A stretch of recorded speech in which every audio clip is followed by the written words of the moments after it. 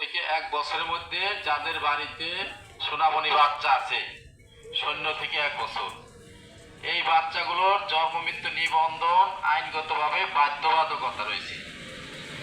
আমরা নোটিশ দেওয়ার পরেও যদি কেউ জন্ম মৃত্যু নিবন্ধন করতে ইউনিয়ন পরিষদে না যায়, তাহলে তার 5,000 টাকা জরিমানা এমনকি 1 বছরের কারাদণ্ড দেওয়ার ক্ষমতা এই আইনে আছে। তারপরেও সামাজিকভাবে জনপ্রতিনিধিরা সেই অ্যাকশনে কোনোদিনও যায় নাই, মানুষকে বুঝতে চেষ্টা করে। আজকের এই সভার সভাপতি আপনাদের সুযোগ্য মেম্বার জনাব মমিন মোল্লা, আমাদের একজন মেহমান রয়েছেন আমাদের দফাদার মোহাম্মদ আনোয়ার হোসেন, গ্রাম পুলিশ আমির সহ আপনারা যারা উপস্থিত আছেন সবার প্রতি সালাম জানাচ্ছি। যে বিষয়টি সভাপতি সাহেবের অনুমতি করবে আমি সভা শুরু করছি।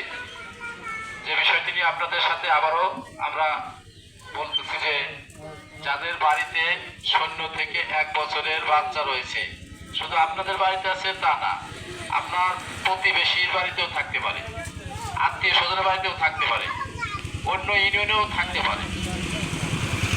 যে কারণে আপনার আত্মীয় স্বজন যদি দূরেও থাকে তাদের বলে দিবেন যে তোর সোনামণি বাচ্চারা জন্ম নিবন্ধন করে ফেলাও।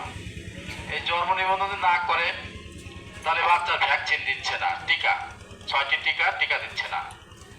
এই বাচ্চারা আমরা না করে কোনো অসুখ বিসুখ হলে হাসপাতালে ভর্তির সময় জন্ম নিবন্ধন চাচ্ছে। ভবিষ্যতে স্কুলে ভর্তি করবে জন্ম নিবন্ধন লাগবে, পাসপোর্ট লাগবে, পাসপোর্টে জন্ম নিবন্ধন লাগবে, 18টা প্রয়োজনে